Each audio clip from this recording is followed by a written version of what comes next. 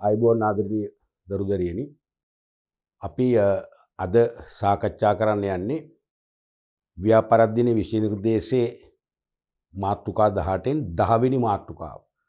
10 වෙනි මාතෘකාව ප්‍රවාහනය හා සැපයුම් සේවා. Transportation and Soft Logic කියන මාතෘකාව. ඒතර මේ මාතෘකාවත් අනිවාර්යයෙන්ම විභාගයට ව්‍යුහගත ප්‍රශ්න දෙකක් යොමු වෙන මාතෘකාවක්. ව්‍යුහගත ප්‍රශ්න දෙකක් කියන්නේ දරුවනේ ලකුණු කෙලින්ම එක්ක 4ක් නැත්නම් ලකුණු 8ක්. ඒක අර ප්‍රශ්නේ ධාරිතාවෙනු තමයි 4ද 8ද කියන එක තීරණය වෙන්නේ. බොහෝ විට 8ක්. තේරුණාද? ඊට අමතරව වාස්තවික ප්‍රශ්න අනිවාර්යයෙන්ම දෙකක් අහනවා. එතනත් ලකුණු 4ක්. ඒ කියන්නේ ලකුණු එක්ක සම්පූර්ණ ලකුණු 8ක් නැත්නම් සම්පූර්ණ ලකුණු 12ක මාතෘකාවක්. ඒ නිසා මේක අපිට බොහොම අඩු විදියට සලකන්න බෑ. මේක පාඩමටත් වැඩි අවධානයක් යොමු කරන්න ඕනේ. ඊළඟට මේ ඒකකය අපේ මුළු ජීවිතවලටම සම්බන්ධතාවයක් තියෙනවා. අපේ මුළු ජීවිතවලටම සම්බන්ධතාවයක් තියෙනවා. ප්‍රවාහනය කියන එක අපෙන් ඈත් වුණොත් අපේ ජීවන කටයුතු මොකද වෙන්නේ? එක තැන අඩපඩ වෙනවා. එක තැන නැහිටිනවා.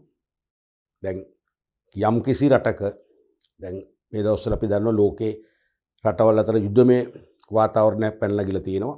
ඒවත් එක්ක තෙල් අපනයන ආනයන කටයුතු වල ගැටලු තියෙනවා. ඒතර ඇතැම් රටවල දැන්ටමත් තෙල් අර්බුද මතුවලා තියෙනවා. එතකොට දැන් ඒ රටවල මිනිස්සු බීතිකාවකට පත් වෙලා තියෙනවා. එයාලගේ ගමන් බිමන් අවශ්‍යතා, සාමාන්‍ය දෛනික අවශ්‍යතා, ව්‍යාපාරික අවශ්‍යතා ඉටු කරගන්න මොන වගේ විකල්ප ප්‍රවාහන ක්‍රමද අපි පාවිච්චි කරන්න කියලා දැනටම ඒ රටවල මිනිස්සු කැළඹීමට පත් වෙලා තියෙනවා. ඒ රටවල ආණ්ඩුවල බලධාරීන් ලොකු පීඩනයකට ලක් වෙලා තියෙනවා. ඒ නිසා මේ ප්‍රවාහනය කියන්නේ අපේ මුළු ජීවිතවලටම සම්බන්ධ විෂයක්. අපිට ප්‍රවාහණයෙන් ඈත් වෙන්න හැකියාවක් ලැබෙන්නේ නැහැ. ප්‍රවාහනයත් එක්කම තමයි අපිට ජීවත් වෙන්න වෙන්නේ. දැන් ගොඩක් වෙලාවට අපි අපේ ජීවන කටයුතු සියල්ලම ඉෂ්ට කරගන්නේ වෙළඳ පොලෙන්නේ. වෙළඳ පොළ ආර්ථිකයනේ ලෝකෙ දැන් ක්‍රියාත්මක වෙන්නේ. ඒතර වෙළඳ පොලෙන් නම් අනිවාර්යයෙන්ම අපි වෙළඳ පොළට ඇවිල්ලා තමයි භාණ්ඩ හා සේවා ලබා ගන්න. අපේ ජීවිතවලට අනේක විද වුවමනා පවතිනවා. අපි උදේ හවා සෑම දිනකම අපි විවිධ වූ වුවමනාවන් සපුර ගන්න විවිධ වූ භාණ්ඩ හා සේවා සඳහා කැමැත්තක් දක්වනවා. ඒ කැමැත්ත මත ඉල්ලුමකුත් කරනවා. කොහෙන්ද ඉල්ලුම කරන්නේ? වෙළඳ පොලෙන්. වෙළඳ පොළ තියෙන්නේ සමහර විට අපි සමීපයේ වෙන්න පුළුවන්. අපිට ඈත අවකාශයක වෙන්න පුළුවන්. සමීපයේ තිබුණත් ඈත අවකාශයක තිබුණත් අපිට වෙළඳ පොළට ඇතුල් වෙන්න, වෙළඳ පොළට ප්‍රවේශ වෙන්න අනිවාර්යයෙන්ම ප්‍රවාහනය අත්‍යවශ්‍ය වෙනවා. ඒතර වෙළඳ පොළට ඇවිල්ලා තමයි අපි විවිධ භාණ්ඩ හා සේවා මිලදී අරගෙන පරිභෝජනය කරලා අපේ වුවමනා සපුරා ගන්න. ඒතර වෙළඳ පොළට අපි එන්න ඕනේ. අවශ්‍ය වෙලාවටම එන්න ඕනේ. අවශ්‍ය වෙලාවටම එන්න අපට අනිවාර්යයෙන්ම කාර්යක්ෂම ප්‍රවාහනයක සේවය වැදගත් වෙනවා. දැන් මට මතකයි මම පුංචි කාලේ අපේ තාත්තලා එක්තරා ආරණ්‍ය සේනාසනයකට දානයක් දෙනවා. අවුරුද්දකට 3 වතාවක් දෙනවා.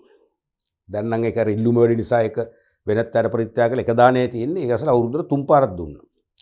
එතකොට හරිම දුෂ්කර ගමනක්. අපි ජීවත් වූ මහගෙදර ඉඳන් කිලෝමීටර් 4ක් විතර යන්න තියෙන ආරණ්‍ය සේනාසනයේට පාරත් බොහොම අබලම් පාරක්.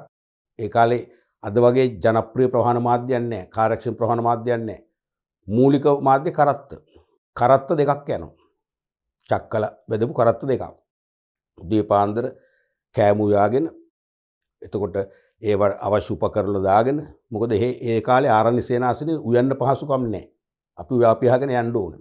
එතකොට හීල් දානි උදේ 6:00ට දෙන්න මට මතකයි උදේ 4ට විතර මම හිතන්නේ ඊටත් කලින් 3:00ට විතර ගමන පටන් ගන්නවා. ඒ ඉතින් කරත්තේ නැන්නේ අපි නිදා ගන්නවා අපට හැරෙනවා හරිම දුෂ්කරයි. එදා ඉතින් එළි වෙනකන් නිින්දක් නැහැනේ. තේරුණාද? නමුත් අද ඊට වෙනස්. අද 6:00 හීල් දානි දෙන්න ගෙදර ආහාර උයා ගත්තත් ගෙදරින් 6ට පිටත් වුණාම ඇති අපිට. ඒ ප්‍රවාහනේ කාර්යක්ෂමතාවය නිසා අනිවාර්යයෙන්ම මේ ප්‍රවාහනේ අපේ ජීවිතවල ලොකු වෙනස්කම් ඇති කරනවා. අපේ ජීවිතවලදී අපට කාලය හරි වැදගත්නේ. අපි දැන් කාලයත් එක්ක සටන් කරන සමාජයක් නේ ලෝකෙම තියෙන්නේ. අපිට ප්‍රවාහණයෙන් අපිට අත්‍යවශ්‍ය කාලය ඉතුරු කරලා දෙනවා. ඒ ඉතුරු කරගත්ත කාලයෙන් අපේ වුවමනාවන් රාශියක් සපුරා ගන්න අපට අවශ්‍ය පසුබිම හදලා දෙනවා. තේරුණාද? දැන් වෙනද අපි හිතමු ගාල්ලෙන් ඉඳන් බදුල්ල යනවා කියලා. ගාල්ලෙන් ඉඳන් බදුල්ල යන කෝච්චි කීපයක යන්න ඕනේ. දුම්රිය කීපයක ගමන් කරන්න ඕනේ. අපි හිතමු ගාල්ලෙන් සමහරට අලුත්ගමට එනවා. අලුත්ගමට ආන් පස්සේ අලුත්ගමෙන් ඒ කෝච්චිය නතර වෙනවා. අලුත්ගමෙන් ඊට පස්සේ එනවා කොළඹ එන කෝච්චිය. කොළඹින් යනවා බදුල්ලට වගේ කෝච්චි 2ක 3ක 4ක ගමන් කරන්න ඕනේ. අද එහෙම ගැටලුවක් නැහැ. ගාල්ලෙන් ඉන්නවද බිලියත්තෙන් කෝච්චියට නැගම බදුල්ලෙන් බහින්න පුළුවන්. කාලේ ඉතුරුයි. අර අතරමඟ කෝච්චියට මාරු වීම සිදු වෙන්නේ නැහැ. ඒ නිසා අනිවාර්යයෙන්ම ප්‍රවාහනය විශේෂයෙන්ම අපේ පුද්ගලයන්ගේ ජීවන කටයුතු වලට විශාල මෙහෙවරක් කරනවා. ඒ නිසා අපේ විභාගයට වැදගත් වගේම ජීවිතයට වැදගත් වෙන මාතෘකාවක් නිසා මේ පාඩමත් අපේ අනිවාර්යයෙන්ම දැඩි ඕනෑකමින් අවධානය යොමු කරලා හඳුනා ගන්නට ඕනේ. එතකොට මේ පාඩමේ පළවෙනි පාඩම කියන්නේ මේ ඒකකයේ 10 වෙනි ඒකකයේ පළවෙනි පාඩම් පරිච්ඡේදයේ වශයෙන් අපි කතා කරන්නේ ව්‍යාපාරවල සාර්ථකත්වයේ සඳහා ප්‍රවාහනයේ සඵලදායී ලෙස දායක වන ආකාරය. ව්‍යාපාරවල සාර්ථකත්වයේ සඳහා ප්‍රවාහනයේ සඵලදායී ලෙස දායක වන ආකාරය තමයි අපි මේ පළවෙනි පාඩම් පරිච්ඡේදයෙන් කතා කරන්නේ. අපි මුලින්ම බලමු ප්‍රවේශයක් ගන්න කොළඹ සිට යාපනයට ගමන් කළ හැකි ක්‍රම. ඔව් එතකොට දැන් මේක දරුවනේ දීර්ඝ ගමනක්නේ. දැන් යාපනයේ කොම මතක් වෙන්නේ ඇත්තටම මේ නිකන් මොකද්ද දකුණු ආසියාව රටකට යනවා වගේනේ. මම පුංචි කාලේ අපේ අම්මලා දඹදිව වන්දනාවේ ගිහිල්ලා එනවා බෝට්ටුවේ. ඉන්දියාවේ ධනුෂ්කොඩියෙන් තමයි අර අලිය බෝට්ටුව කියන එකට නගින්නේ. ධනුෂ්කොඩියෙන් ඇවිල්ලා මන්නාරමට වහිනවා. අපි මන්නාරමේ ෆියර් එකට යන කෝච්චියේ. ඒ ගමනත් අති දුෂ්කරයි. මන්නාරමට යන මට මතකයි සෑහෙන කාලයක් නාස්ති වෙනවා. ඉතින් ඒ මතකයත් එක්ක මට යාපනයේ කො මතක් වෙන්නේ නිකන් ඉන්දියාවට නිකන් බොම්බායි නගරයට යනවා වගේ. තේරුණාද? නමුත් අද ඊට වෙනස් නේ. අද ඊට වෙනස්. අද අපිට යාපනයට ඕන නම් පැය 6කින් 5කින් ගමන් කරන්න පුළුවන් මහා මාර්ග ප්‍රවාහනය යොදාගෙන. නැත්තම් විනාඩි 45කින් යන්න පුළුවන් අභ්‍යන්තර ගුවන් සේවා තියෙනවා දැන්. තේරුණාද? එhmenan කොළඹ සිට යාපනයට ගමන් කරන්න පුළුවන් ක්‍රම කීපයක් තියෙනවා. දැන් මේ සිතියම ගත්තොත් කොළඹ ඉඳන් පේනවා යාපනයේ තියෙන දුර කුරුණෑගල අනුරාධපුර කියන උතුරු මැද පළාතේ ප්‍රධාන අගනගරය ඉහට වවුනියාව ඊට පස්සේ එලිෆන්ට් පාස් කරා යාපනයේ යන දිග ගමනක්. මේක අපිට ප්‍රධාන මාධ්‍ය හතරක් පාවිච්චි කරන්න පුළුවන්. ක්‍රම හතරක්. එකක් තමයි මහා මාර්ග මගින් යන්න පුළුවන්. පුළුවන්නේ. අනිවාර්යයෙන්ම අද කොළඹ ඉඳන් යාපනයට. ඒ කියන්නේ කොළඹ ආසන්න නගර කීපයක සිට මහරගම ඉඳන් යාපනයට කෙලින්ම බස් රථ ධාවනය වෙනවා කියලා මම දන්නවා දැකලා තියෙනවා. ඒ වගේම දෙහිවල ඉඳන් කෙලින්ම යාපනයට තියෙනවා. ඒ වගේ ආසන්න නගරවල ඉඳන් ඍජු යන්න පුළුවන්. එහෙනම් අනිවාර්යයෙන්ම බස් රථ අපිට පාවිච්චි කරන්න පුළුවන්. බස් රථ. ඒ වගේම කාර් නැත්නම් මෝටර් කාර්. ඒ වගේම වෑන් රථ. ඔය වගේ විවිධ මාධ්‍යයන් මගින් පුළුවන්. තමන් කැමති නම් යතුරු පැදියක් මෝටර් සයිකලෙන් උත් යන්න පුළුවන්. ඒකත් මේ වෙනසක් වෙන්න. ටිකක් වෙහෙස කර වෙන්න පුළුවන් ඈත නිසා. නමුත් යන්න පුළුවන්. තමන්ට ඕන නම් ලොරි රථයක්. ඇත්තටම දැන් මගේ මිත්‍රෝ කීප දෙනෙක් යාපනයට ගියා. පහුගිය කාලේ ආධාරකයක් අරගෙන. ඒ ගියේ ලොරියේ. එතකොට ලොරියෙන් ටිකක් යනකොට වේගය අඩුයි නමුත් යන්න පුළුවන්. ඒ වගේ මහා මාර්ගවල ධාවනය කරන ඕනෑම මාධ්‍යයක් යොදාගෙන අපිට යාපනයට ගමන් කරන්න පුළුවන්. තේරුණාද? දෙවැනි එක තමයි දුම්රිය. දුම්රිය මගිනුත් අපට යාපනයට යන්න පුළුවන්. දැන් ගොඩක් වෙලාවට අතීතයේ ධම්ම කොළඹ යාපනයේ නැත්නම් යාපනයේ කොළඹ ක්‍රියාත්මක වුණේ. ඒ කියන්නේ කොළඹ යාපනයට එක්ක යාපනයේ ඉඳන් කොළඹට ගමන් ගන්න දුම්රිය තමයි බොහෝ අය භාවිතා කළේ.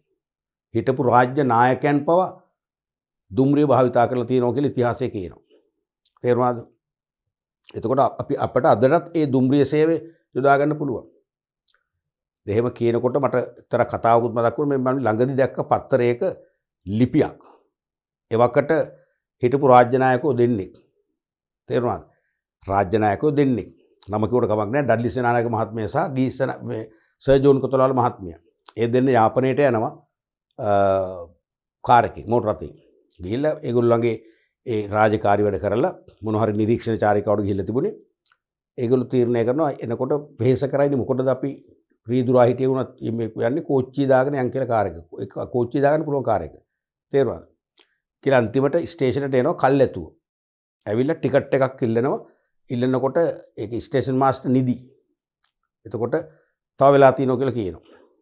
ඊට පස්සේ ගිහිල්ලා කියනවා සර් ජෝන් කොතලාවල ඒක අගමැතිතුමාට. ඊට පස්සේ තවත් ටිකක් වෙලා ගිහලා දැන් කතා කරන්න. කියනවා මම එකපාරක් කිව්ව නේද? ටිකට් ඉෂු කරන්න මේ වෙලාවට. තව වෙලා තියෙන කෝච්චියට කියලා සද්ද දානවා. එහෙම කළා අන්තිමට තුන්වෙනි සැරේ වෙලාවට ගිහලා ටිකට් එකක් ඉල්ලනකොට දකින්න මේ ඉන්නේ සර් ජෝන් කොතලාවල අමාත්‍යවරයෙක් කියලා. ඊට පස්සේ කලබල වෙනවා. සමාව අයදිනවා. තේරුණාද? ඉතින් ඒක හොඳ අවස්ථාවක්. පසු නෑ නෑ කලබල වෙන්න එපා. ඔබතුමාගේ රාජකාරී ඔබතුමා කරන්නකෝ. අපි කොළඹට ගිහිල්ලා ඔබතුමා ගැන පැමිණිල්ලක් කරන්න. ඔබතුමා දුම්රිය ස්ථානාධිපති වශයෙන් කාර්යාලේ හොඳට සැපට නිදාගෙන හිටියේ කියලා අපි දැක්කානේ.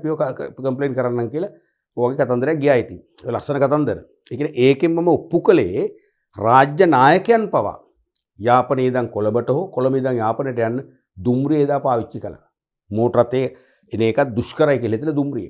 මොකද දුම්රිය ඇත්තටම ඈත ගමන් වලට සුවපහසු මාධ්‍යයක්. මහා මාර්ග මාධ්‍යයන්ට වඩා. දැන් මහා මාර්ග ප්‍රවාහනයේදී අපි මොකද්ද සුවපහසු බස් රථයක ලක්ෂරි බස් එකක ගියත් මොකද වෙන්නේ? නිරන්තරයෙන්ම තිරිංග තද කරන්න වෙනවා, බ්‍රේක් ගහන්න වෙනවා, ගැස්සෙනවා. අනතුරු ඇතිවීමේ සම්භාවිතාවය වැඩි. තේරුණාද? නමුත් දුම්රිය එහෙමම නෑනේ. දුම්රිය තිරිංග තරද කරන්න ගොඩක් වෙලාවට හදිසිම අවශ්‍යතාවයක් ඇතුණොත් විතරයි. සහ දුම්රිය ස්ථානයක නතර කරන්න ආසන්න වෙනකොට ඒක ක්‍රමානුකූලව තිරිංග තද කරනවා. අපිට දැනෙන්නවත් නෑ. සුවපහසු වැඩි. අනික අපි කියන්නේ අතපය දිගහැරලා යන්න පුළුවන් කියලා. තේරෙනවද? ඒ පහසුව තියෙනවා දුම්රියේ. දැන් මෝටර රථයක අපි ගමන් කළත් කොච්චර සුවපහසු කිව්වත් වායු සමනය කර පහසුකම් තියනවා කිව්වත් මෝටර රථයක අපි යන්නේ ගුලි වෙලානේ. කකුල් දෙක අපි එකතැන වගේ තියන්නේ යන්නේ. සම්පූර්ණයෙන්ම දිගාරින්න බෑනේ. නමුත් දුම්රියේ අපිට පුළුවන්කම තියෙනවා කකුල් දෙක ඕනතරම් දික් කරගෙන සෙනග නැත්නම් සුවපහසුට යන්න පුළුවන්. ඒ නිසා දුම්රියේ ගමන වෙහෙස අනිවාර්යයෙන්ම අඩුයි මහා මාර්ග ප්‍රවාහනට වඩා. ඒ නිසා අපිට දුම්රිය මගින් යාපනයට යන එක ඉතාම සුවදායකයි. විශේෂයෙන්ම භාණ්ඩ ප්‍රවාහනයට පවා අඩු පිරිවැයකින් භාණ්ඩ ප්‍රවාහනය කරන්න දුම්රිය පාවිච්චි කරනවා යාපනයට. ඒ නිසා විවිධ දුම්රිය සේවා තියෙනවා. විවිධ දුම්රිය සේවා තියෙනවා. අපි කියනවා බලවේග දුම්රිය. ඒ වගේම වයිස්රෝයි දුම්රිය. යාපනයට තාම නැහැ. වයිස්රෝයි කියන්නේ සංචාරක කටයුතු වලට සම්බන්ධ වන අය සඳහාම විශේෂිත පහසුකම් සහිතව ක්‍රියාත්මක වන දුම්රිය සේවය. දැන් උඩරට මාර්ගයේ වයිස්රෝයි දුම්රිය තියෙනවා. දකුණු මුහුදුබඩ මාර්ගයේ වයිස්රෝයි දුම්රිය තියෙනවා. තේරුණාද? ඒ වගේ තුන්වෙනි මාර්ගය තුන්වෙනි ක්‍රමය මොකද්ද? තුන්වෙනි ක්‍රමය තමයි මුහුදු. ඒකත් අතීතෙදම තියෙනවා නේ. මුහුදු මාර්ගය. මුහුදු මාර්ගයත් පාවිච්චි කරන්න පුළුවන්. මුහුදු මාර්ග. ඒ කියන්නේ දැනටත් තියෙනවා අපි ඒකට කියන්නේ රට අභ්‍යන්තර මුහුදු ප්‍රවාහන සේවා කියලා. රට අභ්‍යන්තර මුහුදු ප්‍රවාහන සේවා කියලා විවහාර කළාට රට ඇතුලේ මුහුදු නැහැ නේ. ඒක දන්නවනේ. අපේ රට වටේනේ මුහුද තියෙන්නේ. රට අභ්‍යන්තරේ නැහැ. මේ කියන්නේ එක් රටකින් වෙනත් රටකට නොවේයි අපේ රට තුල රට වටේට මුහුදු ප්‍රවාහන ක්‍රම ස්ථාපිත කරලා තියෙනවා. විශේෂයෙන්ම සීමා සහිත ලංකා නැව් සමාගමත් පෞද්ගලික සමාගම් කීපයකුත් රට අභ්‍යන්තරේ නැත්නම් රට වටේ යන මුහුදු ප්‍රවාහන සේවයක් තියෙනවා. ඔබට මතක ඇති යුද්ධය පැවති කාලේ සොල්දාදුවන් විශාල වශයෙන් ප්‍රවාහනය කරේ මුහුදු ප්‍රවාහනය මගින්. ඒගොල්ලන්ට අවශ්‍ය ආහාර පාන කොළඹ සිට උතුරු ප්‍රදේශයට අරන් ගියේ මුහුදු ප්‍රවාහනය මගින්. ඒ නිසා මේ අභ්‍යන්තර නැව් සේවා අභ්‍යන්තර කියන්නේ රට ඇතුළේ කියන එකම නෙවෙයිනේ. රට වටේට අභ්‍යන්තර නැව් සේවා යොදා ගන්න පුළුවන්. ඒක රාජ්‍ය පෞද්ගලික දෙයන්සේම දැනට ක්‍රියාත්මක වෙනවා. කල්ැතු අපිට පුළුවන් ඇනවුම් කරන්න, ආසන වෙන් කරගන්න, ඉඩකඩ වෙන් කරගෙන පාවිච්චි කරන්න පුළුවන්. හැබැයි ඉතින් ගමන ටිකක් ප්‍රමාදයි. තේරෙනවනේ? දුම්රියෙන් මහා මාර්ග වලින් යන කාලයට වඩා වැඩි කාලයක් මේකෙදි ගත කරන්න වෙනවා. ඊළඟට හතරවන මාර්ගයක් පුළුවන් යාපනයට යන්න. මොකද්ද? ගුවන් ප්‍රවාහනය, ගුවන් මාර්ගයක් තියෙනවා. අද වන විට ලංකාවේ ප්‍රවාහනය කිසියම් දියුණු සන්ධිස්ථානයකට ඇවිල්ලා තියෙනවා. අද වෙන විට ලාංකික අපිට රට අභ්‍යන්තරයේ ගුවන් ප්‍රවාහන සේවා භුක්ති විඳින්නත් අවස්ථාවක් තියෙනවා. එයා සමාගම, ඒ වගේම UTL සමාගම ආදී පෞද්ගලික ගුවන් සමාගම් වගේම රාජ්‍යංශයේ එයාපෝර්ට්ස් ඔතොරිටි එක නැත්නම් ගුවන් තොටුපළ අධිකාරිය, සිවිල් ගුවන් සේවා සමාගම වැනි රාජ්‍ය ආයතනත් පෞද්ගලික ආයතනත් අභ්‍යන්තර ගුවන් සේවා කීපයක් ක්‍රියාත්මක කරනවා. අද වන විට රත්මලානේ තමයි මූලස්ථානයේ. රත්මලානින් තමයි ගුවන් යාන ටේක් ඕෆ් කරන් ලෑන්ඩ් කරන් නැත්නම් පියාසර කිරීම ආරම්භ කිරීම සහ ගොඩ බැසීම කරන්නේ ගොඩක් කරලා රත්මලානේ. තේරෙනවා රත්මලානේ තමයි ඒ රට අභ්‍යන්තර ගුවන් සේවවල මූලස්ථාන වශයෙන් දැන් ක්‍රියාත්මක වෙන්නේ. දැන් සමහර අය කොළඹ තියෙන එක පැකේජ් කොළඹවට පුළුවන් විනාඩි 45 පැය භාගය සහ පැයවම පැය භාගයයි පුළුවන් මේ පැකේජ් එක කියන මට මතක නැහැ ගණන් නම් අපි රුපියල් 40000ක් කියලා 40000යි 6 දෙනයි. පුංචි ගුවන් යාන වල යන්නේ 40000 දෙනාට බෙදා ගන්න පුළුවන්. ඒ වගේ යන තියෙනවා කියන්නේ කොළඹවට කොළඹ වරාය වගේ පෝර්ට් සිටි එක වගේ අපිට පුළුවන් අහසේ ඉඳන් බලන්න. ඒ වගේම අද විශේෂයෙන්ම වන්දනාව යන අය යාපනයේකුත් මතක් වෙන්නේ මොකද්ද? වන්දනාව යන අයට නාගදීපේ. ඒ නාගදීපේ යන අය පවා ගුවන් ප්‍රවාහනේ පාවිච්චි කරු විනාඩි 45යි. විනාඩි 45කින් යාපනයේ. අපැය දෙකක් හෝ තුනක් වන්දනාමාන කරත් මොකද වෙන්නේ? නැවත විනාඩි 35 කියන්නේ පැය 5කින් උපරිම වන්දනා ගමන ඉවර කරගන්න පුළුවන්. ගුවන් යාන පාවිච්චි කරන්න පුළුවන්. ඒ නිසා යාපනයට අද යන්න වේගවත්ම ඒ කියන්නේ තමන්ගේ කාලේ ඉතුරු කරගෙන වේගයෙන්ම යන්න පුළුවන් මාධ්‍ය තමයි අභ්‍යන්තර ගුවන් සේවා. අභ්‍යන්තර ගුවන් සේවා. තේරුණානේ? මෙන්න මේ වගේ ප්‍රධාන ක්‍රම හතරක්. මහා මාර්ග ප්‍රවාහන සේවය, දුම්රිය මාර්ග ප්‍රවාහන සේවය, ගුවන් මාර්ග ප්‍රවාහන සේවය සහ මුහුදු මාර්ග ප්‍රවාහන සේවය කියන ක්‍රම හතරෙන්ම අපිට යාපනයට යන්න පුළුවන්. මේ යාපනය ගත්ත මම ඈතම නගරයක් නිසා.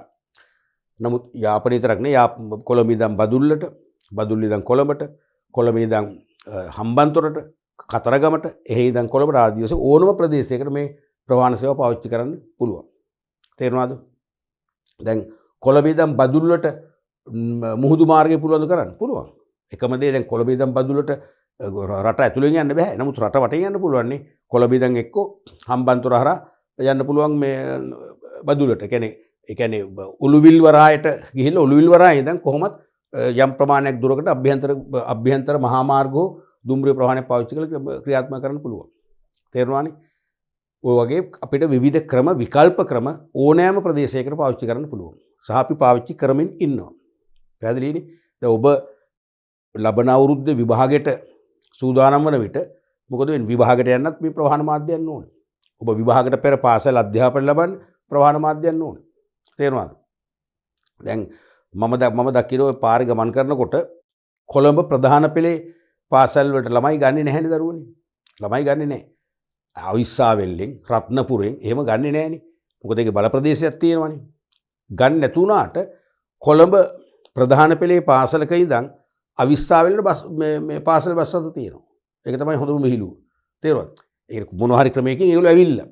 එතකොට අවිස්සාවෙල්ල මේ කොළඹට එන්න මොකද වෙන්නේ? අනිවාර්යෙන් ප්‍රවාහන මාධ්‍යයක් ඕනේ. නැත්තම් තමයි පයින් ඉන්න බෑනේ. පයින් ඉන්න දුරක නෙවෙයි ඉන්නේ. ඒතකොට දැන් මේ දවස්වල විභාගේ තවමත් පැවැත්වෙනවා. මේ අවුරුද්දේ ඒ විභාගෙට මම දකින්න සමහර අය මෝටර් සයිකල් වලින් තාත්තලත් එක්ක යනවා යතුරු පැදියේ. සමහර අය තමන්ගේ තාත්තලත් එක්ක කාර් එකෙන් යනවා මෝටර රථයෙන් ගමන් කරනවා. සමහර අය මම දැක්ක පොදු මගී ප්‍රවාහන සේවන බස් රථ මගින් ගමන් කරනවා. ඒකටත් විවිධ ක්‍රම අපි පාවිච්චි කරනවා. ඒ නිසා අනිවාර්යයෙන්ම අපිට අපේ ජීවන කටයුතුවලදී මේ ප්‍රවාහනය අපට අයින් කරන්න බෑ. අපේ සෙවණැල්ල අපේ ජීවිතයේ සෙවණැල්ල වගේ ප්‍රවාහන කෙනෙක් අපිට සම්බන්ධ වෙලා තියෙනවා. අපි ඊළඟට බලමු ඩිෆිනිෂන් නැත්තම් ප්‍රවාහනේ නිර්වචනය. The movement of goods or people from one place to another in various type of transport modes. ඒ කියන්නේ මොකද්ද? විවිධ various type of transport modes විවිධ ප්‍රවාහන මාධ්‍ය භාවිතා කරමින් goods කියන්නේ මොනවද? භාණ්ඩ හෝ පුද්ගලයින් එක් ස්ථානයක සිට තවත් ස්ථානයකට ප්‍රවාහ කිරීමක්. ප්‍රවාහ කිරීමක් නැත්නම් ගෙන යාමේ ක්‍රියාවලිය තමයි ප්‍රවාහණය කියන්නේ. විවිධ ප්‍රවාහන මාධ්‍ය යොදා ගනිමින් බහණ්ඩ හා මගීන් නැත්නම් පුද්ගලයින් බහණ්ඩ හා මගීන් පැසෙන්ජර්ස්ලා බහණ්ඩ හා මගීන් එක් ස්ථානයක සිට වෙනත් ස්ථානයකට ප්‍රවාහ කිරීම නැත්නම් ගෙන යාමේ ක්‍රියාවලිය තමයි ප්‍රවාහණය කියන්නේ. පැහැදිලිනේ? එක් ස්ථානයක සිට තවත් ස්ථානයකට විවිධ මාධ්‍ය භාවිතා කරමින් විවිධ මාධ්‍ය කියන්නේ මොනවද? සංනිවේදන මාධ්‍යම නෙවෙයි ප්‍රවාහන මාධ්‍ය භාවිතා කරමින් පුද්ගලයින් හෝ බහණ්ඩ ගෙන යාමේ ක්‍රියාවලිය ප්‍රවාහන ලෙස හඳුන්වන්න පුළුවන්. එහෙමත් නැත්නම් පුද්ගලයින්ට ස්ථානීය උපයෝගීතාවයක් ලබා දීම තමයි ප්‍රවාහණය කියන්නේ. පුද්ගලයින්ට ස්ථානීය උපයෝගීතාවයක් ලබා දීම. ඔබටත් මටත් අපි සියලු දෙනාටම විවිධ අවස්ථාවල යම් යම් ස්ථානීය උපයෝගීතා ඇති වෙනවා. දැන් ඔබ විභාගෙට උත්තර ලියන්න ඕන වුණාම ඔබ නිවසේ ඉඳන් විභාග මධ්‍යස්ථානයට කියන ස්ථානයට යන්න උපයෝගීතාවක් ඇති වෙනවා. විභාගේ ලියලා අවසන් වුණාන් පස්සේ විභාග මධ්‍යස්ථානයේ සිට ඔබේ ජීවිත නිවසට යන්න ඕන කියන උපයෝගීතාවය ඇති වෙනවා. තේරෙනවද? අපිට අපේ සංගීත සංදර්ශනයක් නරඹන්න ඕන නම් ඒ සංගීත සංදර්ශනේ පැවැත්වෙන ස්ථානයට යාමේ උපයෝගීතාවයක් ඇති වෙනවා. ඒ නිසා නිරන්තරයෙන්ම අපි පුද්ගලින් වශයෙන් විවිධ අවස්ථාවල විවිධ ස්ථානවලට ගමන් කිරීමේ උපයෝගීතාවයක් ඇති වෙනවා. අන්නේ ස්ථානීය උපයෝගීතාවය ලබා දෙන්නේ මොකක් නිසාද? ප්‍රවාහණය නිසා. නිකන් හිතන්න දරුවනේ ලෝකේ කිසිදු රටක කිසිදු ස්ථානයක ප්‍රවාහන ක්‍රමයක් ක්‍රියාත්මක වෙන්නේ නැහැ කියලා හිතන්න. හිතන්න අමාරුයි. අපි අමාරුන් හරි උපකල්පනය කරමු. එහෙම වුණා නම් අපට තැන් තැන් වලට යන්න උපයෝගීතාවක් ඇති වෙනවද නැහැ? අපි දැන් නිවසේ ඉඳන් එහෙමනම් නිවස ළඟම තියෙන පාසලට යයි පයින් ගමන් කරයි. නිවාස ආසන්නයේට සංගීත සංදර්ශනයක් පැවතුනොත් බලයි නැත්නම් බලන්නේ නැහැ. බලන්න බැහැනේ. දැන් මේ විවිධ අපිට විදේශ රටවල ගිහිල්ලා අධ්‍යාපනය ලබන්න, විදේශ රටවල සංචාරය කරන්න, දඹදිව වන්දනාමාන කරන්න, නාගදීප විහාරය වන්දනාමාන කරන්න, මේ සියල්ලටම උපයෝගීතාවක් ඇති වෙන්නේ මොකෝ? ප්‍රවාහණය නිසා. එහෙනම් ස්ථානීය උපයෝගීතාවයක් ලබා දෙනවද? ඒක තමයි ප්‍රවාහණේ මූලික කර්තව්‍ය වෙන්නේ. එහෙම නැත්නම් එසේත් නැතොත් අවකාශ තරණය කිරීම. අවකාශ තරණය කිරීම. දැන් යාපනයේ නාගදීප විහාරයේ වඳින්න යනවා කියන්නේ මොකද්ද? විශාල දුරනේ විශාල අවකාශයක් අපි තරණය කිරීමක් කරන්නේ. ඒ තරණය කිරීම කරන්නේ කොහොමද? කකුල් දෙකෙන්ද? මැරතන් ධාවනයක් වගේද නෑ? විවිධ ප්‍රවාහන මාධ්‍යයන් මගින්. ඒ අනුව ප්‍රවාහණය ව්‍යාපාර කටයුතු තුළ සාර්ථකත්වයට අත්‍යවශ්‍ය උපකාරක සේවාවක්. අන්න ඒක මතක තියාගන්න. උපකාරක සේවාවක්. අත්‍යවශ්‍ය උපකාරක සේවාවක් වන අතරම මොකද්ද මේ උපකාරක සේවාවක් කියන්නේ? ඔක්සිලරි සර්විසස් කියලා අපි ඉගෙන ගත්තේ පළවෙනි පාඩමේම. වෙළඳාම පහසු කිරීමටත් කාර්යක්ෂමව පවත්වාගෙන යාමටත් ඍජුව සහාය වන සේවා. වෙළඳාම පහසුවෙන් හා කාර්යක්ෂමව පවත්වාගෙන යාමට ඍජුව සහාය දක්වන සේවා තමයි අපි උපකාරක සේවා කියලා ඉගෙන ගත්තේ. මතකයිනේ? එතකොට උපකාරක සේවා නොතිබුණා නම්, උපකාරක සේවා ක්‍රියාත්මක නොවුණා නම් වෙළඳාමක් ලෝකේ තියේවිද? තියේවි. හැබැයි වෙළඳාම මන්දගාමී, කාර්යක්ෂම නැහැ. තේරුණාද? ඒ වගේම වෙළඳාම පහසු නැහැ, සංකීර්ණයි. දැන් අතීතයේදී ඈත ප්‍රදේශයක තියෙන බහණ්ඩ අපි ජීවත් වන ප්‍රදේශයට ගෙනල්ලා වෙළෙන්දෙක් අලෙවි කරන්න මොනතරම් වෙහෙසක් දරනවද? ප්‍රවාහනේ නුදුණු කාලේ නේ. අන්න ඒ වගේ බොහොම සංකීර්ණ මේ ක්‍රියාවලිය. නමුත් ප්‍රවාහනය කියන සේවාව තියෙනවා නම් පහසුවෙන් ඕනෑම ඈත ප්‍රදේශයක හෝ ඕනෑම රටක තියෙන බහණ්ඩ පහසුවෙන් ගෙන්වලා අපේ සමීපයට, අපේ නිවාස සමීපයේම වෙළඳ ස්ථාන වල ගබඩා කරලා රැස් කරලා තියලා අපට අවශ්‍ය වෙලාවට අලෙවි කරાવી. වෙළඳාම් පහසු, කාර්යක්ෂමයි. තේරෙනවද? ඒ වගේම අපිට අවශ්‍ය බහණ්ඩ අවශ්‍ය වෙලාවට දෙන්න, අපි ඉල්ලුවාම දෙන්න, කල්ැතුව ඇනවුම් කරලා, කල්ැතුව ප්‍රවාහණය කරලා රැස් කරන්න ප්‍රවාහණය අනිවාර්යයෙන්ම දායකත්වය ලබා දෙනවා. එහෙනම් පැහැදිලිවම උපකාරක සේවාවක් විදිහට ව්‍යාපාරවල පැවැත්මට, ව්‍යාපාරවල වෙළඳ කටයුතු අලෙවි කරන ක්‍රියාවලියේ සාර්ථකත්වයට ලොකු දායකත්වය ලබා දෙනවා. අතරම පුද්ගලයන්ට තම වුමනා සපුරා ගැනීමට, විවිධ වෙළඳපොළ කොටස් වෙත ළඟා වීමට ඍජු සේවාවක් ලෙසද ක්‍රියාත්මක වෙනවා. එහෙනම් එක් අතකින් ව්‍යාපාරවලට උපකාරක සේවාවක් වශයෙන් ක්‍රියාත්මක වෙනවා. පුද්ගලයින්ට මොකද්ද ඍජු සේවාවක්. පුද්ගලයින්ට තමන්ගේ අවශ්‍යතා සහ වුමනා සපුරා ගන්න විවිධ වෙළඳපොළ කොටස් වලට යන්න වෙනවා. විවිධ වෙළඳපොළ කොටස් වලට යන්න වෙනවා. ඒ වෙළඳපොළ කොටස් වලට යන්න සහාය දක්වන ඍජු සේවාවක් වශයෙන් තමයි අපිට සම්බන්ධ වෙන්නේ. එහෙනම් ව්‍යාපාර වලට උපකාරක සේවාවක් ලෙස පුද්ගලයින්ට ඩිරෙක්ට් සර්විස් එකක් නැත්නම් ඍජු සේවාවක් වශයෙන් තමයි ප්‍රවාහනය සම්බන්ධ වෙන්නේ. දැන් ඔබ නිවසේ ඉඳන් නගරේ තියෙන ඔබේ පාසලට ගිහිල්ලා අධ්‍යාපනය ලැබනවා කියන්නේ එතන පාසල එක වෙළඳපොළ කොටසක්. අධ්‍යාපන සේවා ජනනය කරන අධ්‍යාපන සේවා අලෙවි කරන තැනක් තමයි පාසල කියන්නේ. ඒක එක වෙළඳපොළ කොටසක්. ඔබ නගරේ රෙදි සාප්පුවකට ගිහිල්ලා රෙදි මිල දී ගන්නවා නම් ඒ රෙදි සාප්පුව මොකද්ද? තවත් වෙළඳපොළ කොටසක්. ඔබ හෝ ඔබේ දෙමෝපියන් සමග නගරේ තියෙන අපි හිතමු එළවලු වෙළඳපොළ නැත්තම් මාළු වෙළඳපොළ අපි කියන්නේ මාළු මාකට් එක කියලා ෆිෂ් මාකට් එක ගිහිල්ලා මාළු එළවලු මිල දී ගන්නවා. ඒක තවත් වෙළඳපොළ කොටසක්. ඔබ අසනීපයක් වුණාම නගරේ තියෙන රෝහලට ගිහිල්ලා ප්‍රතිකාර ගන්නවා. ඒක ඒ කියන්නේ ආරෝග්‍ය ශාලාව තවත් වෙළඳපොළ කොටසක්. වගේ විවිධ වෙළඳපොළ කොටස් වෙත ළඟා වෙලා අපේ වුමනා ඉෂ්ට කරගන්න අපිට ඍජුව දායක වන ඍජුව උදව් කරන සේවයක් තමයි ප්‍රවාහනය කියන්නේ. ව්‍යාපාරිකින්ට උපකාරක සේවාවක් ලෙස. හරිනේ. ප්‍රවාහනය තුලින් පුද්ගලයන් විවිධ ස්ථානවලට චලනය කරමින් හරිනේ චලනය කරනවා. දැන් ප්‍රවාහනය නොතිබුණා නම් අපි අපේ චලනය අඩුයි. අපි හිටපිල්ම වගේ ඉන්නේ නැහැ. තේරෙනවා. අපි අඩු ගන්න අපේ නිවසේ අපේ වත්ති පිටිය අපි මොන හරි වැඩ කරයිනේ. චලනයක් වෙනනු අපි අපේ නිවාස පරිසරයෙන් අපේ ගේ මිදුලෙන් එහාට අපි චලනය වෙන එකක් නෑ බොහෝ වෙලාවට. අපේ නිවාස පරිසරයෙන් ඔබට අපි චලනය කරවන්නේ මොකක් නිසාද? ප්‍රවාහනය මගින්. තේරෙනවද? චලනය කරමින් ඔවුන්ගේ වුමනා ඉටු කර ගැනීමට සහාය වන අතරම ශරීර චලනය තුලින් නිරෝගීතාවය රැකදීමට දායක වෙනවා. මොකක්ද ඒ කියන්නේ? ප්‍රවාහනය අපේ ශරීර චලනය කරන්න ලොකු දායකත්වයක් ලබා දෙනවා. ඒ නිසා අපේ නිරෝගීතාවය ආරක්ෂා කරන්න ප්‍රවාහනය උදව් වෙනවා. දැන් ඔබ දන්නවා කොළඹ විශේෂයි ඊට අමතරව ප්‍රධාන නගරවල ලංකා පුරාම දැන් ව්‍යායාම මන්තිරු ඉදි කරලා තියෙනවා. අපි කියන්නේ ජොගින් පාත් කියලා ව්‍යායාම මන්තිරු. ඒ වගේම එක එක නගරවල එක එක ක්‍රීඩාංගන ඉදි කරලා තියෙනවා. ඒ වගේම ඉන්ඩෝර් ස්ටේඩියම්ස් තියෙනවා. මම ඉන්න පළාතේ තියෙනවා පොඩි ඉන්ඩෝර් ස්ටේඩියම්. එතන හැමදාම රාත්‍රී කාලයට එනවා ළමයි වැඩිහිටියෝ කණ්ඩායම් වශයෙන් ඇවිල්ලා ක්‍රිකට් සෙල්ලම් කරනවා. මමත් දවසක් ගියා. මට ටිකක් මුලින් තේරුම මේක විහිළුවක් වගේ. තේරෙන්නේ නැහැ. එතනට ඒක පුදුම ව්‍යායාමයක්. පොඩි තැනක් වුණාට එතන දුවනවා, බෝල් කරනවා, පන්දුර රකින්නවා. කියන්නේ විනාඩි 10ක් විතර යනකොට මොකද වෙන්නේ? හොඳට දාඩිය දානවා. හොඳ ව්‍යායාමයක් ඒක. ඉතින් ඒ වගේ දැන් ඒ වගේ අපි ස්ථාන වලට යන්න එපැයි.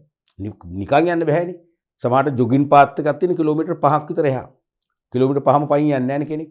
තේරෙනවද? යන්නේ ප්‍රවාහනය මගින්. එහෙනම් ඒ ප්‍රවාහනය මගින් අපේ ක්‍රීඩා අවශ්‍යතා, ව්‍යායාම අවශ්‍යතා ඉටු කරගන්න සහාය දැක්වීම මොකද වෙන්නේ? පුද්ගල නිරෝගීතාවය ආරක්ෂා කරන්නත් ප්‍රවාහනය දායක වෙනවා. දැන් කෙනෙක් හිතන්නේ නැහැනේ ප්‍රවාහනය පුද්ගලගේ නිරෝගීතාවයට සම්බන්ධ කියලා සම්බන්ධයි. පැහැදිලිවම සම්බන්ධයි. තේරුණාද? ඊළඟට පුද්ගලයෙක් අසනීප වුණාම පෞද්ගලික රෝහලක් වෙන්න පුළුවන්. පෞද්ගලික වෛද්‍ය මධ්‍යස්ථානයක් වෙන්න පුළුවන්. රජයේ වෛද්‍ය මධ්‍යස්ථානයක් වෙන්න පුළුවන්. ගිහිල්ලා බෙහෙත් ගෙනාමනේ නිරෝගී වෙන්නේ. ඒ බෙහෙත් ගෙන්නේ නැත්නම් මොකද්ද අපිට සම්බන්ධ වෙන්නේ? ප්‍රවාහනය. පයින් යන්නේ නැහැ. පයින් ගොත් අනිවාර්ය ලෙඩට උස්ම ගන්න බැරි වෙනස පුළුවන්. නැත්නම් තවත් රෝගී වෙන්න පුළුවන්. එහෙනම් ඒ රෝගීන්ගේ ප්‍රතිකාර කටයුතු වලටත් ප්‍රවාහනය දායක වෙනවා. ඒකේ මොකද්ද වෙන්නේ? ඒ රෝගීන් නිරෝගී පුද්ගලයන් බවට පත් කරනවා. අපි ඊළඟට බලමු ප්‍රවාහනයේ විකාශනය. ඊටාම කෙටියෙන් මේක විග්‍රහ කරමු. ප්‍රවාහනය මිනිස් ශිෂ්ටාචාර ආරම්භක යුගයේ සිට අද දක්වා ක්‍රියාත්මක වෙච්ච ආකාරය, සංවර්ධනය වෙච්ච ආකාරය. මුලින්ම මිනිසා කරමතින් හෝ ලී කොටයක ද්‍රව්‍ය තබා ඇදගෙන යාම තමයි කරයි කියලා ඉතිහාසය කියන්නේ. මිනිස්සු තමන්ට අවශ්‍ය බඩු බාහිර ආදිය කරේ තියාගෙන. කරේ කොපිටින් කරම වෙන්න ඕනේ අතින් එල්ලගෙන ගියත් ඒත් හරි. බෙල්ල එල්ලගෙන ගියත් ඒත් හරි. ඔලුවඩ තියාගෙන ගියත් කියන්නේ කරමතින් කියලා තමයි ඉතින් පොදුවේ කියන්නේ. තේරෙනවනේ? දැන් අපි අද වුණත් දකිනවා හදිසි අවශ්‍යතාවලදී හදිසි තත්ත්වයන් වලදී අපි හිතමු සුනාමි අවදානමක් ආපු අවස්ථා අපි දැක්කනේ දැන් 2004 දී සුනාමියෙන් පස්සේ ඊට පස්සේ දෙවරක් විතර ලංකාවේ සුනාමි අනතුරගේ මාවනේ.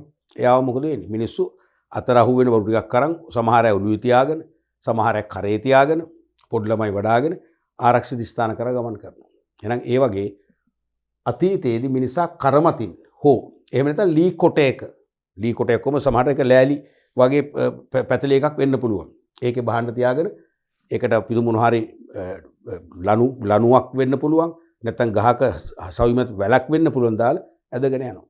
ඔක තමයි ප්‍රවාහනේ ආරම්භ වශයෙන් ඉතිහාසය කියන්නේ. ඊට පස්සේ සතුන් මගින් ප්‍රවාහනය කරන්න මිනිස්සු පෙළඹෙනවා.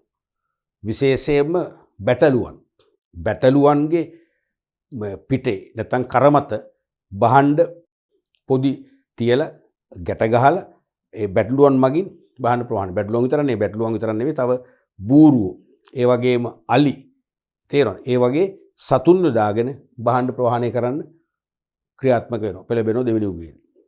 ඊට පස්සේ තුන්වෙනි යුගයේ තමයි වැදගත් මේක ලී කොට කපා වෙන් කර රෝදේ තැනීමෙන් පසු රෝද සවි කර ඇදගෙන යන හෝ තල්ලු කරන උපකරණ සැකසීම. දැන් මේ ප්‍රවාහනයේ වැදගත් සන්ධිස්ථානයක් සනිටුහන් වෙන්නේ රෝදේ සොයා ගැනීම සමග රෝදය. දැන් ලී කොටවල මුල්ම කාලේ ලී කොටවල බහඬ තියලා අරගෙන ගිය ගොඩක් අපේ පුංචි කාලේ කරන්නේ මේ වගේ අපි රවුම් මොන හරි දෙයක් අරගෙන ඒකේ ලෑල්ලක් තියලා මෙතන කවුරු හරි වාඩි කරලා අපි ඇදගෙන යනවා. එහෙම නැත්නම් බහඬ තියලා අපි තල්ලු කරනවා. තල්ලු කරද්දි මෙහෙම ඉස්සරහට යද්දි මොකද වෙන්නේ? මේ ලී කොටේ එනවා. එහෙනම් අපි ඉස්සරහට යද්දි මොකද වෙන්නේ? ආයි මේක අරන් මෙතනට තියෙනවා. කොහොමද? ඔය වගේ සමාන ක්‍රමයක් තමයි අනුගමනය කරේ මුලින්. එතකොට මිනිස්සුන්ට කලක් යනකොට තේරුණා මේ ලී කොට තල්ලු කරනකොට ලී කොටේ ගෙවෙනවනේ. අර වැඩි තැන් ගෙවෙනවා. ගෙවිලා ඒක මුරුදු බවක් ඇදලා රවුම් වෙනවා. අන්න ඒකත් එක්ක ඒ ලී කොට වගින් බහඬ ප්‍රවාහනය කිරීම ලී කොට මත ලෑලි තියලා බහඬ ප්‍රවාහනය කිරීම පහසු වෙනවා. එතකොට මිනිසාට විඥාණය අනුව තේරෙනවා මේ ලී කොට රවුම් කරාම පහසුයි. ඒ නිසා තමයි ලී කොට කපන්නේ මේ වගේ ලී කොටයක් කියමුකෝ. මේක කොටස් කරනවා වගේ. කොටස් කරලා ගත්තම මොකද වෙන්නේ? ඔය වගේ රෝදයක් නිර්මාණය වෙනවා. එහෙනම් මිනිස්සු රෝදය සොයා ගන්නවා. මේ රෝදය සොයා ගැනීම ප්‍රවාහනයේ පෙරලිකාර සන්ධිස්ථානයක් වෙනවා. ඒ රෝද මේ වගේ රෝද සවි කරලා මේ වගේ රෝද සවි කරලා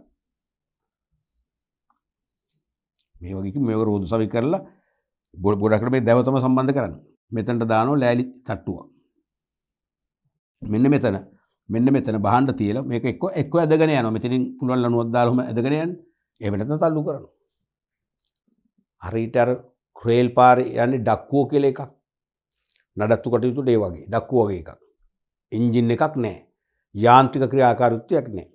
මෙන්න මේක ප්‍රවාහනේ අද දක්වා දියුණු කරන්න ආරම්භක බීජය බවට පත් වෙනවා. රෝදේ සොයා ගැනීමත් රෝදේ සොයාගෙන රෝද සවි කරපු උපකරණ ඇදගෙන යාම හෝ තල්ලු කිරීම මගින් බහඬා මගින් ප්‍රවාහනය කිරීම තමයි අද පවතින දියුණු ප්‍රවාහන ක්‍රමයක මූලාරම්භය වෙන්නේ. ඊට පස්සේ කාර්මික විප්ලවය ඇති වෙනෝනේ 1760ත් 1830ත් අතර එංගලන්තයේ ප්‍රමුඛ බටහිර රටවල නව සොයා ගැනීම් සෑහෙන ප්‍රමාණයක් කරනවා. ඒ නව සොයා ගැනීම් තුලින් මහා පරිමාණ කර්මාන්තශාලා බිහි වෙනවා. නව යන්ත්‍රෝපකරණ නිෂ්පාදන ක්‍රියාවලින් වලට ආදේශ කරනවා. ඒ නිසා නිෂ්පාදන ක්‍රියාවලීන් තාක්ෂණය අතින් ඉතා ඉදිරියට වේගෙන් ගමන් කරනවා. මෙන්න මේ කාර්මික විප්ලවයට සමගාමීව එහෙනම් යන්ත්‍ර සොයා ගැනීමෙන් පසු මෝටර රථය ෆෝඩ් සහෝදර දෙන්න හොයාගත්ත ඉතිහාසෙ මතක ඇතිනේ. වාෂ්ප දුම්රිය නැත්නම් වාෂ්ප එන්ජිම කවුද? Stevenson uncle සොයාගත්තා. නෞකා ගුවන් යානය රයිට් සහෝදරෝ සොයාගත්තා. එහෙනම් මෙන්න මේ වගේ මෝටර රථ වාෂ්ප දුම්රිය නෞකා ගුවන් යානය තැනීම තුළින් ප්‍රවාහනයේ වත්මන් විකාශනය විවර කරලා තියෙනවා. අද වන විට ජම්බෝජෙට් සුපර්සොනික් වැනි ඉතා අධිවේගෙන් ගමන් කරන්න පුළුවන් ගුවන් යාන තුළින් ලෝකයේ අපි බොහෝ රටවල් අපි තරණය කරනවා. ලෝකයේ බොහෝ රටවල් වලට අයිති අවකාශයන් අපි තරණය කරනවා. තේරුණාද?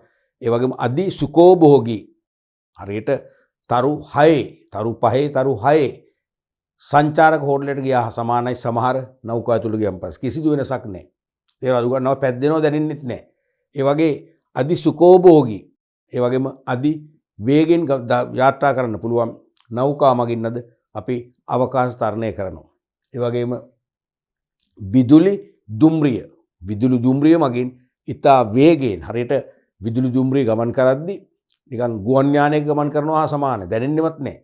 තේරෙනවද? පැය කිලෝමීටර් 500ක පමණ වේගෙන් ගමන් කරනවා. ඒ කියන්නේ ලංකාවේ අපිට පුළුවන් දකුණේ ඉඳන් උතුරට උපරිම පැයකින් ගමන් කරන්න.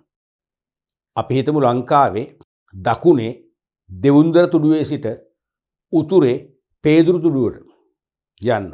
මම හිතන්නේ කිලෝමීටර් 500කට වඩා වැඩිනේ. ඕක අපි හිතමු ශීඝ්‍රගාමී දුම්රියකින් ගියත් පැය 8ක් 10ක් යනවා. නමුත් විදුලි දුම්රියෙන් ගමන් කරොත් මොකද වෙන්නේ? උපරිම පැයකින් යන්න පුළුවන්. තේරෙනවද? පින ඒ කියන්නේ ඈත අවකාශයන් පව අපි පහසුවෙන් තරණය කරනවා. තේරුණානේ? ඒ නිසා ප්‍රවාහනේ මෙන්න මේ වගේ මිනිසා කරමතින් එක්ක ලී කොටයක බහඬ තියාගෙන ඇදගෙන යාමෙන් ඇරබි ප්‍රවාහන විප්ලවය කාර්මික විප්ලවය තුලින් නව ප්‍රවාහන යන්ත්‍රෝපකරණ ප්‍රවාහනය සබැදි යන්ත්‍රෝපකරණ සොයා ගැනීම සමගම අද අපි භුක්ති විඳින ඉතා ක්‍රියාශීලී ප්‍රවාහන සේවාවක් අපි භුක්ති විඳිනවා. අද වන විට සමහර රටවල දියුණු රටවල ලංකාවේ තියෙන පොදු මගී ප්‍රවාහන බස් රථයි. ලංකාවේ තියෙන පොදු මගී ප්‍රවාහන දුම්රිය ප්‍රමාණයයි. ගත්තම ඒ වගේ 3-4 ගුණයක ගුවන් යාන තියෙනවා ඒ රටේ. තේරෙනවද? අපේ රටේ තියෙන බස් රථ සහ දුම්රිය තියෙන මගින් ප්‍රවාහනය කරන ඒ බස් රථ සංඛ්‍යාවයි දුම්රිය ගත අපි 6000ක් කියලා 6000 වගේ 3 ගුණයක් විතර තියෙන ගුවන් යාන විතර. හිතන්න ලෝකේ ප්‍රවාහනය කියන එක ජයගත් ආකාරය. අද ඒ නිසා බොහොම දියුණු ප්‍රවාහන ක්‍රමයක් මුළු ලෝකෙම ක්‍රියාත්මක වෙනවා. අපි බලමු ඊළඟට ප්‍රවාහනයේ වැදගත්කම අපි ශීර්ෂ කීපයක් අතර කතා කරන්න පුළුවන්. ප්‍රවාහනයේ පාරිභෝගිකයන් වශයෙන් අපිට වැදගත් වෙනවා. ඒ වගේම ව්‍යාපාර වලට අනිවාර්යෙන් වැදගත් වෙනවා. ඒ වගේ පොදුවේ ආර්ථිකයට නැත්නම් රටට සහ ඒ රටේ සමාජයටත් වැදගත්කමක් තියෙනවා. අපි අන්ත තුනකින් ප්‍රවාහනයේ වැදගත්කම හඳුනා ගන්න ඕනේ. අන්ත තුනෙන්ම විභාගයට මෙතෙක් ප්‍රශ්න යොමු වෙලා තියෙනවා. අනාගතයේදීත් ප්‍රශ්න යොමු වෙනවා.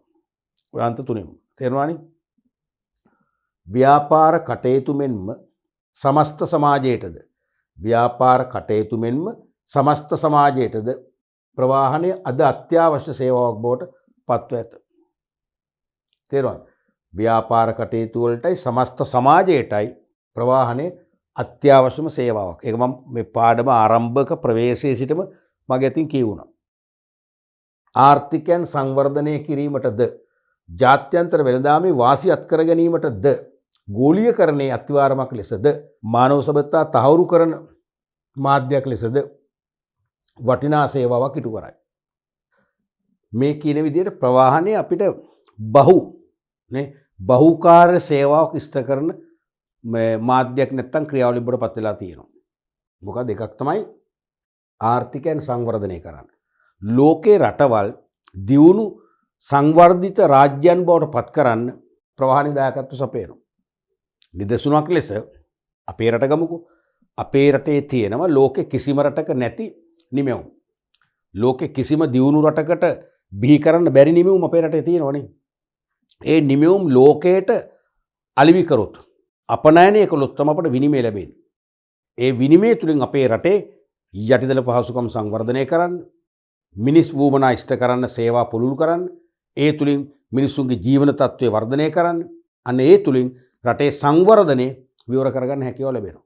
ඉතින් මොකක්ද අවශ්‍ය වෙන්නේ? ප්‍රවාහනය අවශ්‍යයි. විශේෂයෙන්ම සමුද්‍රීය නැත්නම් නෞකා ප්‍රවාහනය.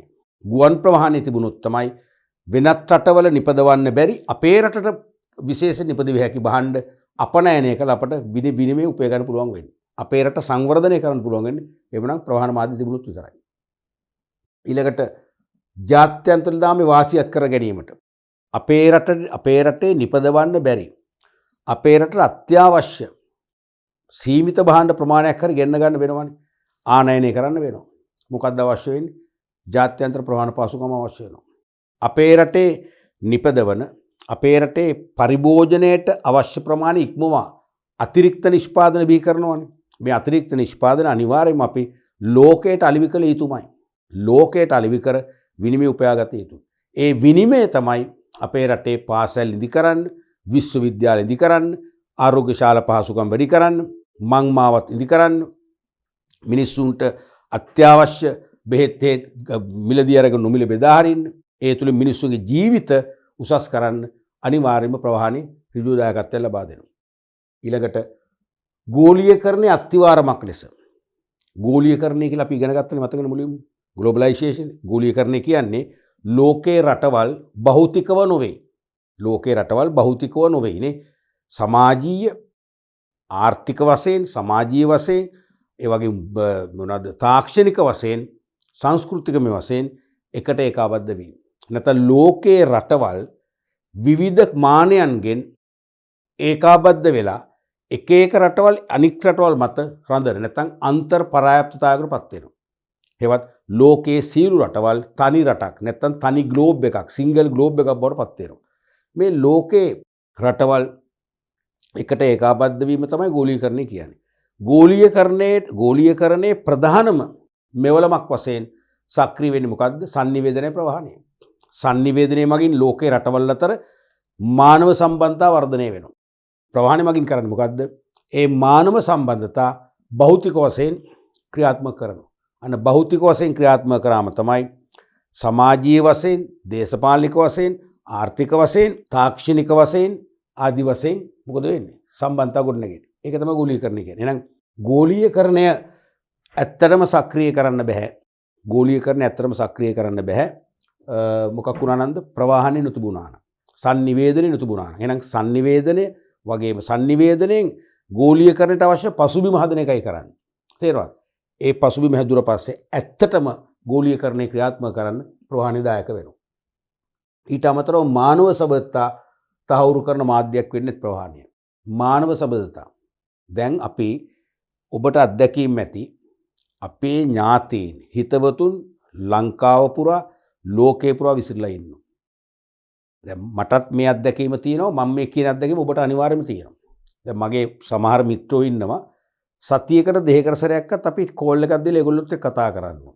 නිකන් කතා කරනවා. නිකන් කතා කරගෙන මොකද්ද? සැප දුක විමසන්න ඕන. සති දෙක පැන්නොත් කෝල් එකක් ගහනවා. අලෝ කොහමද? ඔයාලා කොහෙද ඉන්නේ? අපි මැරුණොද කියලා බලන්නේ. මොකද උනේ? තේරුණාද?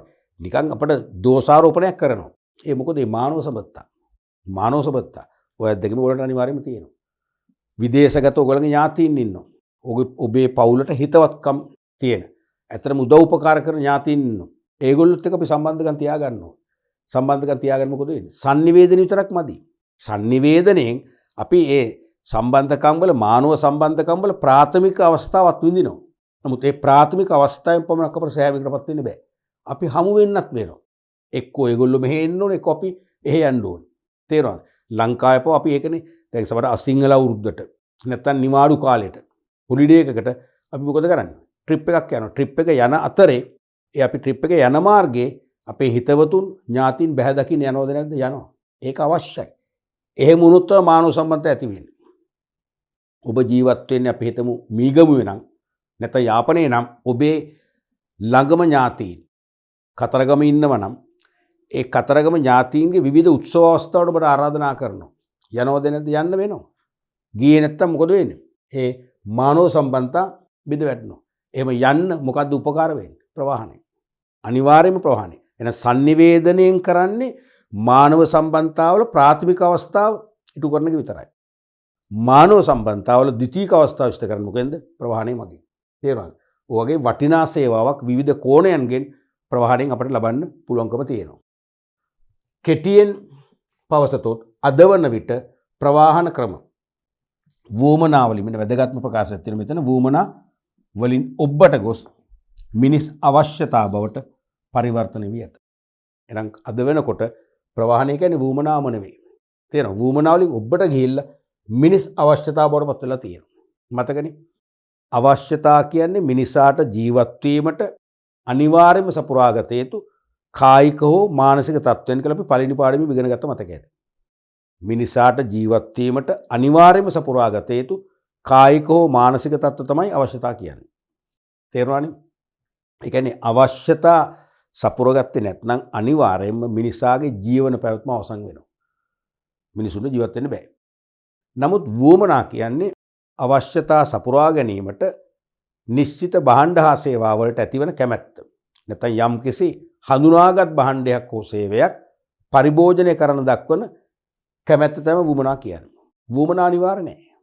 දැන් අපි හිතමු දිවා ආහාරයට ලාංකික අපිට පුරුදු වැඩිපුර බත් ආහාරයට ගැනීමනේ.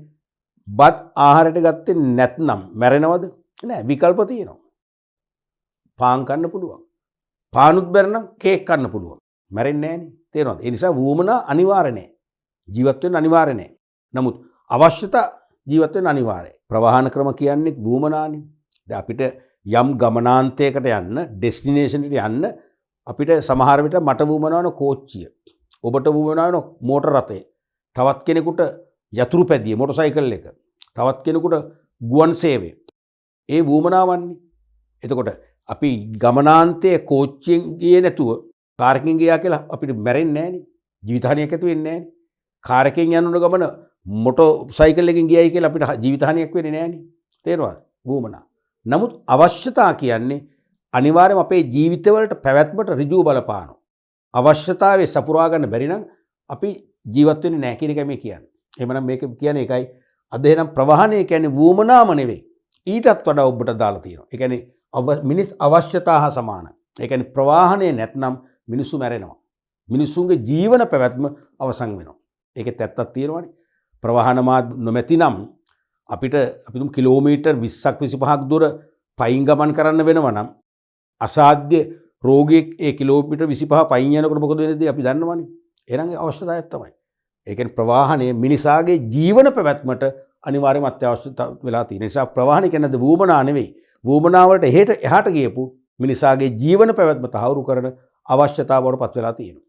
ඒකෙන් පෙන්눔 කරන්නේ ප්‍රවාහනයේ වැදගත්කම. මිනිසාගේ ජීවන පැවැත්මට ඇති සමීපතාවය තමයි මේකෙන් උදාහරණය කරන්නේ. ප්‍රවාහනයේ ප්‍රයෝජන ප්‍රධාන ශීර්ෂ 3ක් යටතේ ගොනු කරන්න පුළුවන්. එකක් තමයි පාරිභෝගිකයට. දැන් පාරිභෝගිකයන් වශයෙන් අපි භාණ්ඩ හා සේවා මිලදී ගන්න වෙළඳපොළ කොටස් වලට යන්න වෙනවා. විවිධ වෙළඳපොළ කොටස් වලට අවශ්‍ය වෙලාවටම යන්න වෙනවා. දැන් අපි අලුත් මාළු ගන්නවා නම් අලුත් මාළු කන්න අපි කැමති ඕනම කෙනෙක්. අලුත් මාළුයි පරණ මාළු වෙනස තේරෙනවානේ. අපේ දිවට හොඳට අලුත් මාළු ගන්න ඕන නම් අපි මාළු වෙළඳපොළට උදෙන්ම යන්න ඕනේ. එහෙම නැත්නම් උදේ මුහුදු ගියපු දීවර යාත්‍රා සවස 3 4 5 වෙනකොට එනවා. අඩු ගානේ 4 5 වෙනකොට අපි යන්න ඕනේ. එහෙම තියෙනවානේ. එක්කෝ මාළු වෙළඳපොළ වෙන්න පුළුවන්. එහෙම නැත්නම් මාළු තොටුපළ වෙන්න පුළුවන්. නැත්නම් අපි ගමේදී කියනවා ලෙල්ලම කියලානේ. ඒ දීවර යාත්‍රා ආපසු පැමිණි ස්ථානේ ඒ ලෙල්ලමට ගිහිල්ලා ගන්න ඕනේ. ඉතින් අවශ්‍ය වෙලාවට යන්න එපේ. අවශ්‍ය වෙලාවට යන්න මොකද්ද වෙන්නේ? ප්‍රවාහනය අවශ්‍ය වෙනවා අපිට. එහෙනම් පාරිභෝගිකයන්ට අවශ්‍ය භාණ්ඩ හා සේවා අවශ්‍ය ප්‍රමාණයෙන් මිලදී අරගෙන තමන්ගේ නිවෙස් කරාගෙන එන්න ප්‍රවාහනය අත්‍යවශ්‍ය මෙහෙවරක් කරනවා. එහෙනම් පාරිභෝගිකයින්ට ප්‍රවාහනයේ වාසිදායක වෙන හැටි විභාගයට අවධාරණය කරනවා. අනිත් එක ව්‍යාපාරවලට. දැන් ව්‍යාපාරයක අපි හිතමු නිෂ්පාදන ව්‍යාපාරයක් කියලා. ඒ නිෂ්පාදන ව්‍යාපාරයේ නිෂ්පාදන කටයුතු කරගෙන යන්න විවිධ අමුද්‍රව්‍ය අවශ්‍යයි. ඒ අමුද්‍රව්‍ය විවිධ ස්ථානවලින් අපිට අවශ්‍ය වෙලාවට ගෙන්න ගන්න වෙනවා. ගෙන්න ගන්න දායක වෙන්නේ මොකද්ද? ප්‍රවාහනය. ඒ වගේම ඒ අමුද්‍රව්‍ය නිමි භාණ්ඩ බවට පත් කරාම ඒ නිමි භාණ්ඩ වෙළඳපොළට අවශ්‍ය වෙලාවට වෙළඳපොළ ඉල්ලන වෙලාවට සපයන්න ඕන. සපයන්න උදව් කරන්නේ මොකෙන්ද? ප්‍රවාහනය. ඊළඟට ආර්ථිකයට, පොදුවේ සමාජයට, රටක ජීවත් වන පුරවැසියන්ට, පොදුවේ සමාජයට ප්‍රවාහනය මෙහෙවරක් කරනවා. විවිධ සමාජ සම්බන්ධතා ගොඩනගලා සමාජයේ විවිධ පුද්ගලයන් අතර සහජීවනයේ නිර්මාණය කරන්න ඍජුම ප්‍රවාහනයේ දායකත්වය ලබා දෙනවා. ඔබේ උත්සවයකට, ඔබේ පෞද්ගලික උත්සවයකට ආරාධනා කරාම මට එතනට එන්න පුළුවන් නම් තමයි ඔබත් මමත් අතර සහජීවනය ඇති වෙන්නේ. මානව සබැදියාව වර්ධනය වෙන්නේ. උදාහරණ එතකොට මෙන්න මේ වගේ අපි ප්‍රවාහනයේ ශීර්ෂ 3ක් යටතේ ප්‍රයෝජන කතා කරන්න පුළුවන්. ඒතර අද අපි පාඩම් පරිච්ඡේදයෙන් ප්‍රවාහනයට හොඳ ආරම්භයක් ගත්තනේ. ප්‍රවාහනට අපි හොඳ ආරම්භයක් ගත්තා. ප්‍රවාහනය කියන්නේ මොකද්ද? අවකාශ තරණය කිරීම. නැත්නම් මිනිස්සුන්ට ස්ථානීය උපයෝගීතාවය ලබා දීම. අපිට ඉස්කෝලේකට ඈත ඉස්කෝලේකට යන්න. පිටරට විශ්වවිද්‍යාලයට ගිහින් ඉගෙන ගන්න. උපයෝගිතාවයක් ඇති වෙන්නේ නැහැනේ ප්‍රවාහනය නොතිබුණා නම්. ගුවන් ප්‍රවාහනය හෝ නෞකා ප්‍රවාහනය නොතිබුණා නම් අපි පිටරට අධ්‍යාපනයක් ගැන හිතන්නේ නැහැ. ඔබ ඔබේ නිවස අසල තියෙන පාසලට නොගිහිල්ලා ඈත නගරයේ තියෙන ජනප්‍රිය කියන පාසලකට යන්න ඕන වෙන්නේ මොකක් නිසාද? ප්‍රවාහනය නිසානේ. ප්‍රවාහනය නොතිබුණා නම් ඒ උපයෝගිතාව අපිට ඇති වෙන්නේ නැහැ. ඒකයි උපයෝගිතා ජනනය කරන මාධ්‍යයක් කියලා අපි කතා කරේ.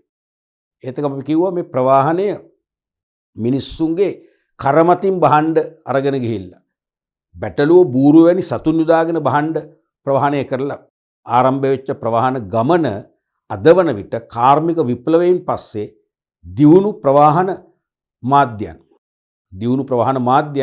බිහි කරමින් අද වන විට ලෝකයේ නැත්නම් මුළු විශ්වයම තරණය කරන විශ්වයේ අවකාශයම තරණය කරන දියුණු ප්‍රවාහන මාධ්‍ය බවට පත් වෙච්ච අපි තේරුම් ගත්තා. ඊට අමතරව ප්‍රවාහනය කියන්නේ එක් අතකින් ව්‍යාපාරිකයන්ට උපකාරක සේවාවක්. ප්‍රවාහනය කියන්නේ ව්‍යාපාරිකයින්ට උපකාරක සේවාවක්. ඒක අපි හයිලයිට් කරගන්න ඕනේ. මොකද මේක විභාගයටත් ඇහුවා දෙවතාවක් විතර. ප්‍රවාහනය දායක වෙන්නේ මෙහෙමයි.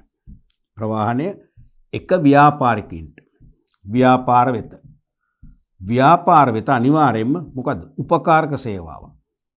උපකාරක සේවාවක්. තේරුණාද? දෙක කාටද? පුද්ගලයින්ට නැත්නම් පාරිභෝගිකයින්ට මොකද්ද? ඍජු සේවාවක්. දෙගොල්ලන්ටම සේවා තමයි. තේරුණාද? නමුත් පාරිභෝගිකයන්ට ඍජු සේවාවක්, ව්‍යාපාරවල උපකාරක සේවාවක්. මොකද ඕනෑම ව්‍යාපාරයක අලෙවියක් තියෙනවා. විකිණීමක් තියෙනවා. නිෂ්පාදනය කර විකිණීම හෝ පිටතින් මිලදී අරගෙන විකිණීම හෝ. ඒතර පිටතින් මිලදී ගත්තොත් බහන්න ප්‍රවාහනය කරගන්න එපා. නිෂ්පාදනය කරත් අමුඩුව ගෙන්න ගන්න එපා. ওই දෙකේදීම අපි විකුණන වෙළඳ පොළ ගෙනියන්න එපා. ප්‍රවාහනය අවශ්‍යයි. එහෙනම් වෙළඳ කටයුතු පහසු කරන්න, කාර්යක්ෂම කරන්න ප්‍රවාහනය ඍජුව දායක වෙනවා කියලා අපි හඳුනාගත්ත ආරම්භයේදී. ඒක තමයි උපකාරක සේවාවක් වශයෙන් ව්‍යාපාරවලට සහාය වෙනවා කියලා කිව්වේ. ඒ වගේම පුද්ගලයන් රටේ පුරවැසියෝ හැම කෙනෙක්ම පාරිභෝගිකයෝ. රටේ සියලුම පුරවැසියෝ පාරිභෝගිකයෝ. එහෙනම් පාරිභෝගිකයන්වත් පුරවැසියන්ගේ වුමනා සපුරා ගන්න විවිධ වූ වෙළඳපොළ කොටස් වලට ගමන් කරන්න වෙනවා කියලා කිව්වා. ඒ වෙළඳපොළ කොටස් වලට ගමන් කරන්නයි. ඒ ගමන් කරලා වෙළඳපොළ කොටස් වලින් ගන්න භාණ්ඩ ආසේවා තමන්ගේ නිවෙස් කරා ගෙනල්ලා පරිභෝජනය කරන්නයි ඍජුවම උදව් කරන්නේ කවුද? ප්‍රවාහනය. එහෙනම් ඍජුව අපේ ජීවිතවලට ඍජු සේවා සපයනවා කියලා කිව්වා. තේරුණානේ? ඔන්න වගේ අපි කිව්වා ලෝකේ ඕනෑම රටක අන්තර්ජාතික වෙළඳාම සාර්ථක කරගන්න, මානව සම්බන්ධතා වර්ධනය කරගන්න, රටේ සංවර්ධනය තහවුරු කරගන්න ප්‍රවාහනය අත්‍යවශ්‍ය මෙහෙවරක් කරනවා කියලා කිව්වා. අපි ප්‍රවාහනයේ තවදුරටත් ව්‍යාපාරික පැත්තෙන්, පාරිභෝගික පැත්තෙන්, සමාජයේ පැත්තෙන් වැදගත් වන ආකාරය විස්තරාත්මකව අපි කතා කරන්න බලාපොරොත්තු වෙනවා ඉදිරි පාඩම් පරිච්ඡේදයකින්.